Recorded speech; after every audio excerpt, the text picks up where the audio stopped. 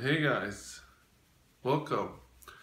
In this video, I will tell you about Oslo, the capital of Norway.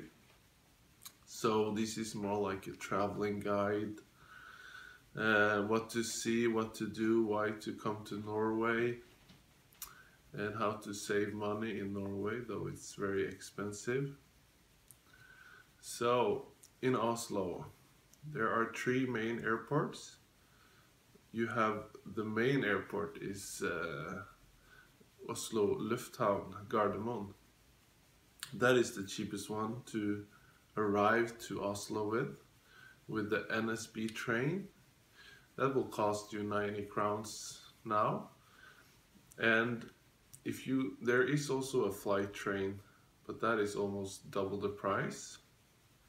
So if you want to save money, go for the local train. It will only be 4 minutes later. The time difference is only 4 to 3 minutes and the price is almost double. So I prefer to go with the NSB. So you can check down below on the description. I will post all my links that I'm telling you about so you can check it out. And you have Rygge Airport, and you have these are low-cost airlines airports we have with Ryanair, Wizz Air, and some others. So you have Rygge and then you have Sandefjord. These are longer out from Oslo, and it's more pricey to get from them to Oslo Central. You can take a bus or you can take a shuttle bus from Rygge to the train station, then take the train from there. I think that's the cheapest option, but the easiest way is just to take the bus into the city.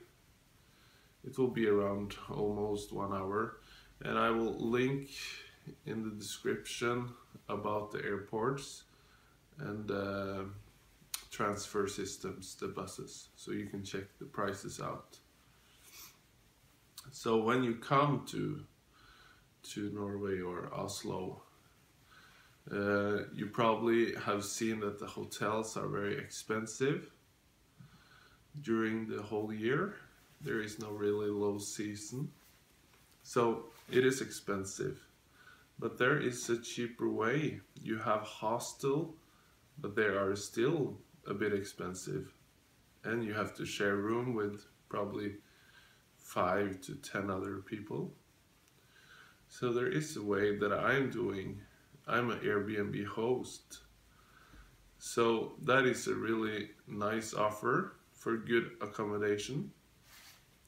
I have hosted many people, almost 300, 350 people from all over the world came to my apartment. So what you get there, you can, on Airbnb, you can find a whole flat that you can rent it private, the whole flat, or you can have a single room private and shared with others, shared with the people who live there, the kitchen and the bathroom. That is really working out for me. That's what I have here. I have a private room with shared facilities, I would say. So, and it's really cheap, and you can check that on.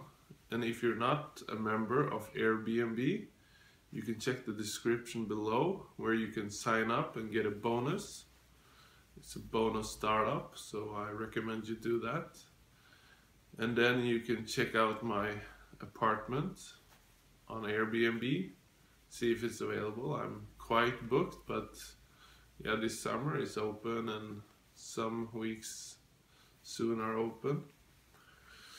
So you better check it out, and there is a lot of it in Oslo, around Oslo. It's a lot. It's really growing.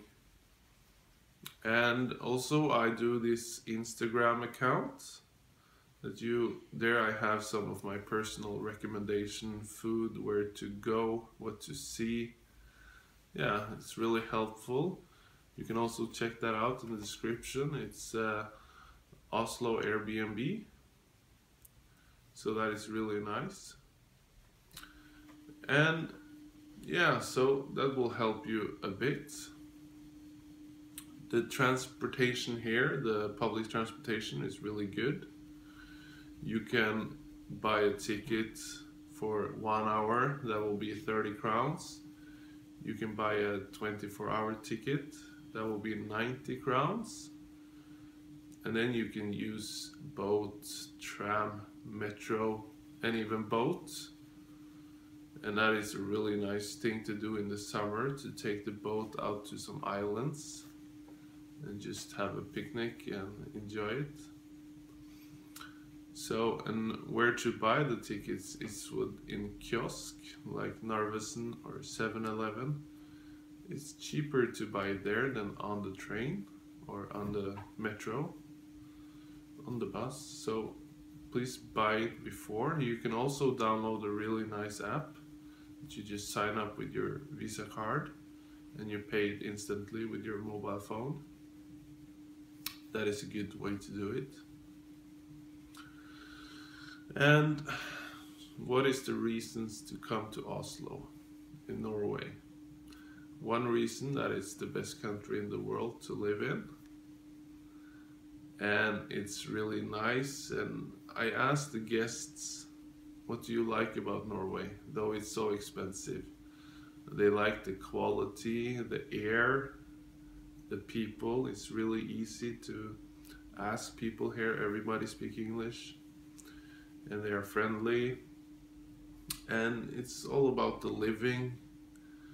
It's very, the hours, you don't work so much, you have really good times here. You have more free time in other countries. This last night I talked to a guy in Singapore. He was really jealous. He works a lot and he doesn't have so much vacation as we do. We have like 5 weeks vacation, and so there is a lot of things that is really good about Norway. And if you come now, the currency is really good because the Norwegian crown is really weak because of the oil. So now you get a lot more crowns for your dollar or for your euro, etc. So I would say if you're thinking about going to Oslo, you should do it now. That's for sure, because it's much cheaper now. And yeah, some other things to do here is we have a lot of museums, really great museums. We have the Vigeland Park, it's a free sculpture park. We have a beautiful opera house. We have the fortress. We have the parks and everything. So it's really nice. And a combination of what people do mainly in the summertime is they travel to Oslo. Then they stay here for three days, maybe 4 days. And then they take the train right to Bergen. Bergen is a really nice city. It has the fjords, the high hill, like the mountains going into the fjords. They have the fisherman place at the brygge, the harbor, and the tree houses. And you take the train, the NSB train, and it's supposed to be one of the world's most beautiful train rides. So that is a really nice, and it's not so expensive to do. You come to Oslo, you stay here for 3 days maybe, and then you take the train to Bergen, you spend another 3 days there. And then if you want to see the Northern Lights, you go up to Tromsø. And that is really something. It's really popular now to see the Northern Lights, and it's really active there. So that is really nice, and you have a whole other nature there. It's really brighter, it's a bit colder, but it's worth it. Go to Lofoten, go fishing, it's awesome. So yeah, and you can check Airbnb for everything. It's all around in Norway and the whole world. So that is big. It's really big, and I cannot say anything else but to recommend it. As I said, I have had 350 guests here with no problem at all. Everybody is really nice and everything is working out really great. So please check it out and come to Oslo. Check out the Instagram account to see some of the things to do. If you're thinking about when to go to Norway, you have the winter season that is just now. It's snowing outside now as we speak. So the winter season is like late January until March, I would say. Then you're supposed to have snow then. This December, like Christmas time, we didn't have snow. It came the second Christmas day, then it started snowing. So if you come late January, March, February, you should have snow. And summertime would be around May. We have the Independence Day, the 17th of May. That is a really nice day to come and see. In Norway you have a big parade going on. You can see the king, you can see the guards. They are playing music and everything. Eat a lot of ice cream. Taste the sausage. So that is really good.